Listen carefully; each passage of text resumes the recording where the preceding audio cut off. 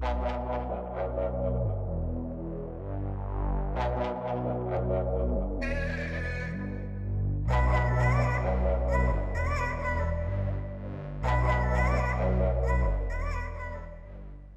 you ever had a character on a show that you just wanted nothing more for them to be killed off? In this case, eaten by the undead. I mean, seriously, think about all the Walking Dead episodes you've seen and the seasons.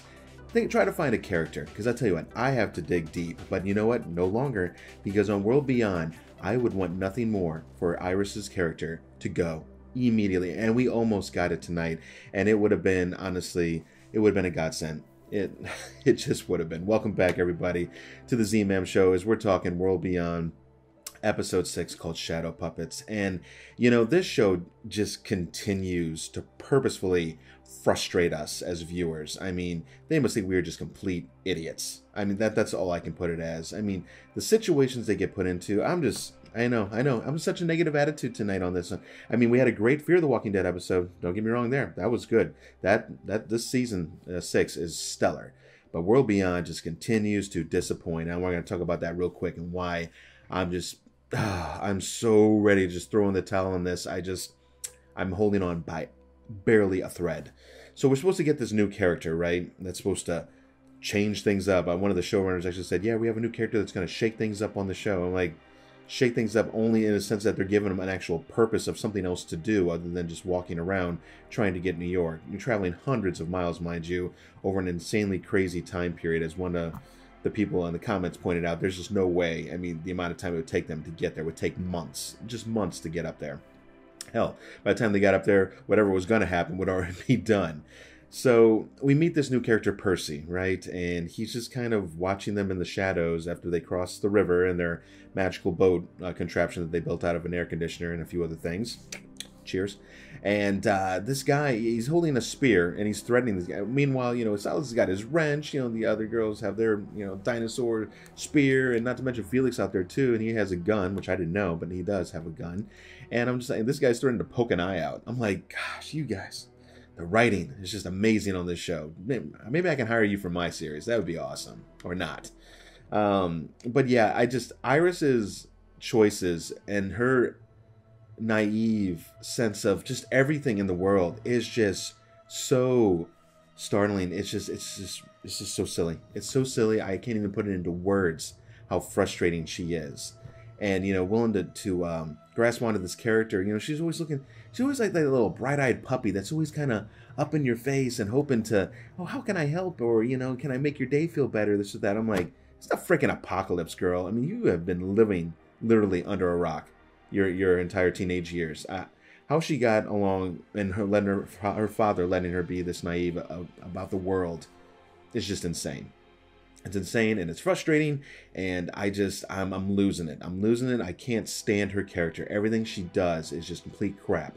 I mean, so tonight, as you all saw, I mean, they totally got conned by those two. It was Tony, the magician guy from Vegas, and Percy, his nephew, which, mind you, they deserved everything they got. It was only amazing luck that they decided to turn around with that truck and come back and get them. Otherwise, they were almost completely screwed.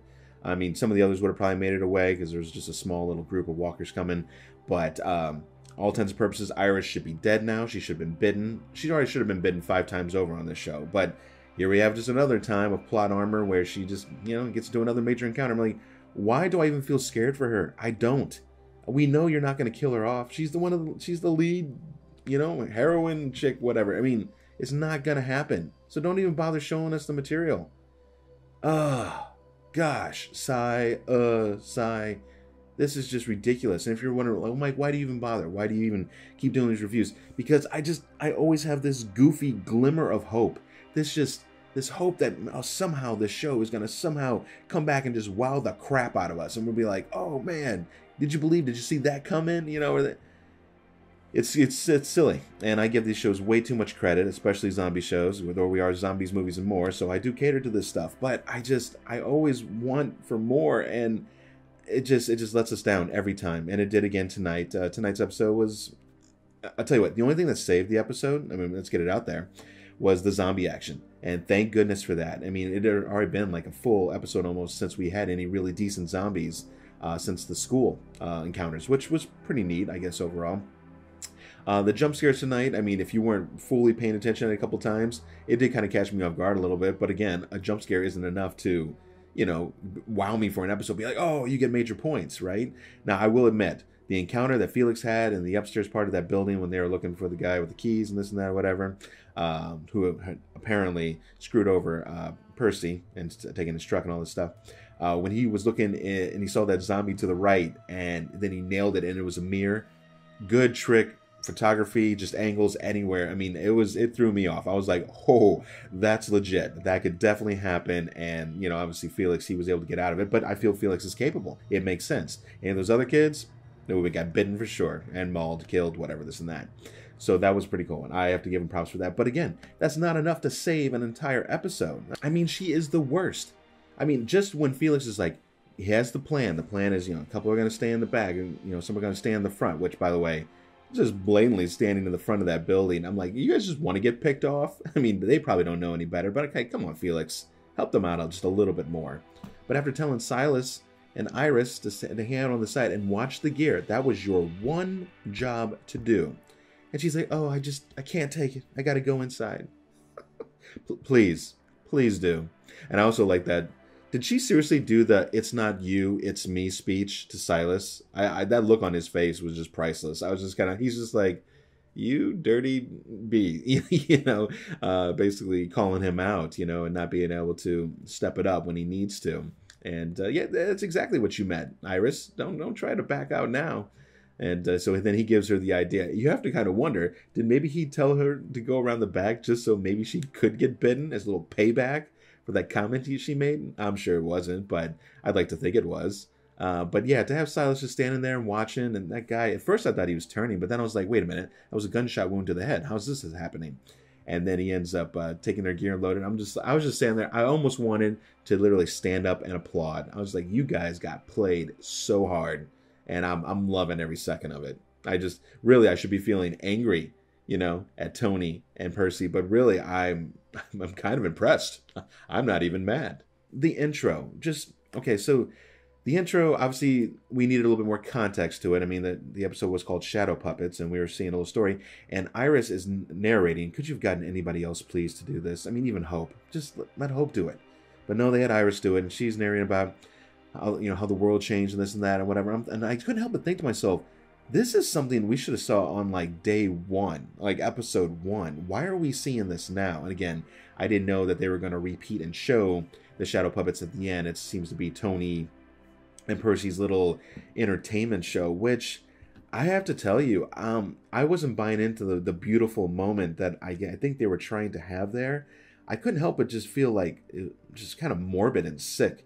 Like, why are you showing me this? I already know, but I got to remember where these teens are and how long they've gone through the apocalypse, especially in their sheltered campus world.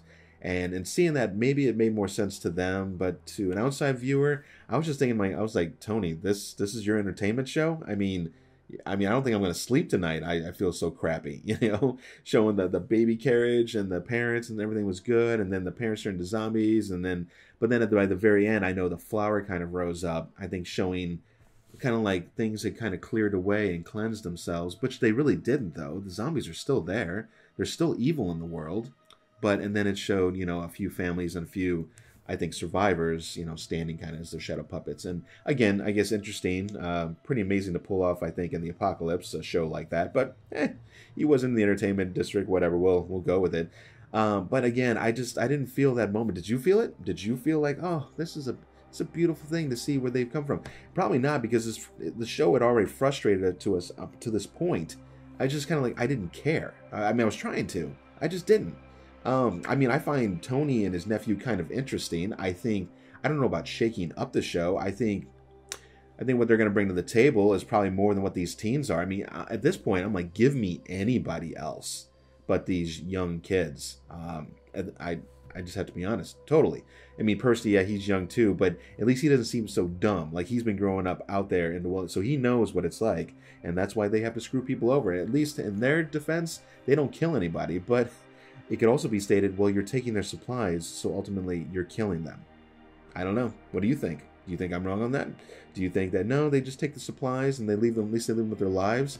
Listen, to leave people with nothing and have them start all the way over and have to fend for themselves, I mean, that is huge in the apocalypse, right? I mean, they'd have to go back and find all their gear and stuff again, and that's if they're lucky enough to. They might starve to death. If they have no weapons, they'll get mauled by zombies or something worse. People that can think for themselves. Anyways, I know, I'm on my tirade tangent here.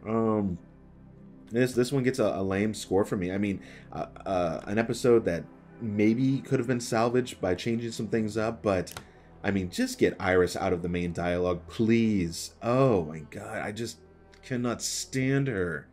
Please let me know what you think about it. I know I'm on a rant tonight. It's a shame because I don't like tearing shows, especially zombie shows. I love zombies, I love horror, I love thriller, and to have to tear shows like this apart, it brings me no joy, you know, and I'm probably not to you guys either because you have to hear me rant rave. But if you agree with me, which I know a lot of you do, you might be finding some entertainment out of it. So let me know what you thought about tonight's episode, Shadow Puppets. This is episode 6.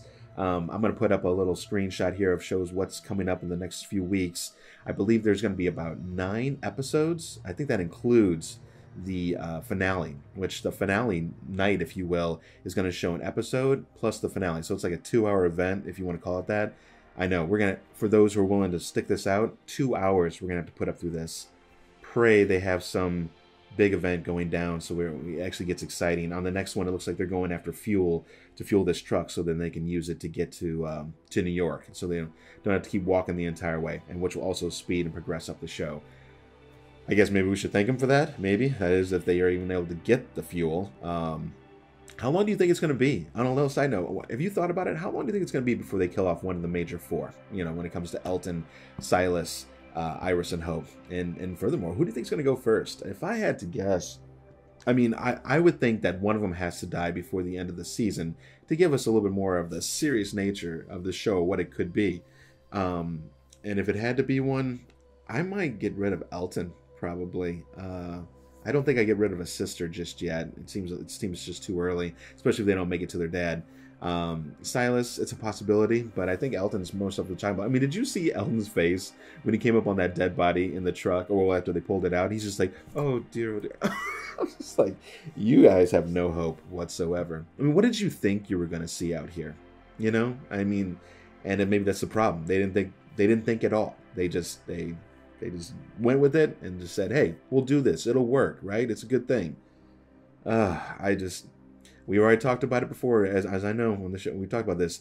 It's just about the stupidity of these 4 teens thinking they can make it across country to find the 2 girls' father. And without Huck and Felix, there's just absolutely no way. And even then, there's still really no way. But they're clearly going to get somewhere up there, and hopefully we'll find out more about the CRM. And don't plan on seeing Rick, by the way. I had heard some rumblings that people were wondering, hey, are we going to see Rick by the last episode? And as I hear, he will not be making an appearance, and especially in this season. And for a good point. I mean, I pray Andrew Lincoln is watching some of the show and just like, there's no way in hell I'm making an appearance in here. And if they do, they're going to have to pay me big time, right? All right, guys. Well, thanks for joining in for the Z-Man Show. Make sure to like and subscribe if you did enjoy this small tirade. I am not normally like this. I've tried to give this show some benefit of the doubt throughout the way, and they're just making it so hard. Check out Fear the Walking Dead. My review, season 6 is pretty damn legit. Another really awesome episode tonight with Dwight and his wife Sherry leading the crew. So pretty neat. So this is the Z-Man Show, and I will see you guys at the next review. See you guys.